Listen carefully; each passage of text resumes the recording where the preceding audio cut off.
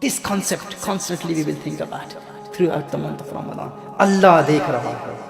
Allah, the moment your eye wants to look at haram, your ears want to listen to haram, your tongue wants to say something which is haram, constantly remind yourselves, Allah dekh raha hai. Allah knows my state.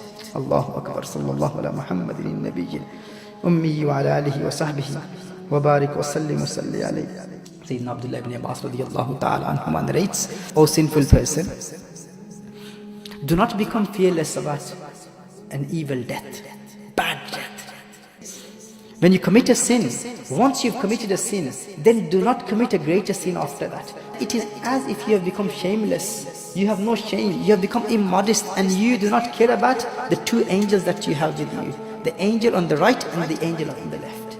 He says, O sinful person, do not become fearless about evil death. You may die a bad death, an evil mort. And he says, if you've committed a sin, then after committing the sin, do not commit a greater sin. Meaning, have remorse, have nadama. Fear Allah and make tawbah, not commit a greater sin. Why? He says that the angels that you have on your right and on your left, if you have no shame of them, then that itself is a greater sin than committing a sin. If you become shameless, then that is a greater sin than committing the sin that you have committed. And he says, if you have committed a sin and then you are happy about it, that is worse than just committing a sin. Once committing a sin and then being happy about it, I've committed a sin and you're pleased about it, you're happy about it. There's no remorse, there's no pain.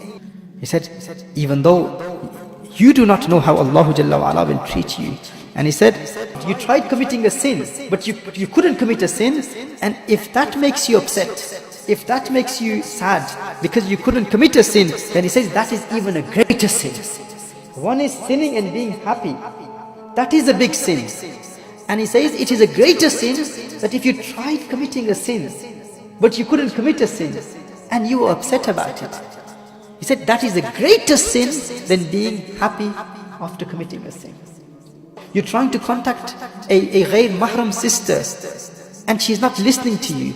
You're trying to approach her, and if you are sad about it, upset about it, I tried approaching her, I tried committing a sin, I tried befriending her, which was haram, but she rejected me. I was mardood, and because of that, you say that I'm sad about it, I'm worried about it. Sayyidina Abdullah ibn Abbas radiyallahu ta'ala anhu says, that is a greater sin. So look at the tartib, sinning, and then committing a greater sin after that, and then being happy. What is greater than that? He says the greater sin is that if you tried committing a sin, you couldn't commit it, and you were sad about it, worried about it. Why couldn't I commit a sin?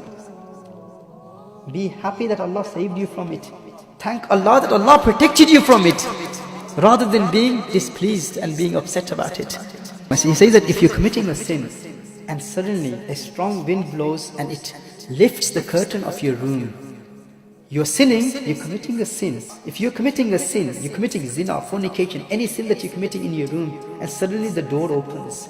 This is the example that he gives. Sayyidina Abdullah ibn Abbas radiyallahu ta'ala anhu. He says you're committing a sin, and suddenly a strong wind blows and it lifts the curtain of your room. Your heart will have such fear. Did anyone see me from committing this sin from outside? You would be so scared that someone may have seen me committing this sin. He said, if only you understood that when you were committing that sin, you were worried about the one who may have seen you once. There is someone who's constantly watching you committing that sin. You are not worried about him. You're not scared of him. He said, if you're in that state, then this sin is greater than all the other sins that you committed. Imagine the state that we are in. Constantly sinning. People don't know about our sinful acts, and we claim that we have fear of Allah Jalla wa Ala, and we also know that Allah is watching us. Allah can see us. That is the message of Saum. That is the message of fasting. That is the message of this Roza in the month of Ramadan. To constantly remind ourselves that Allah is watching us.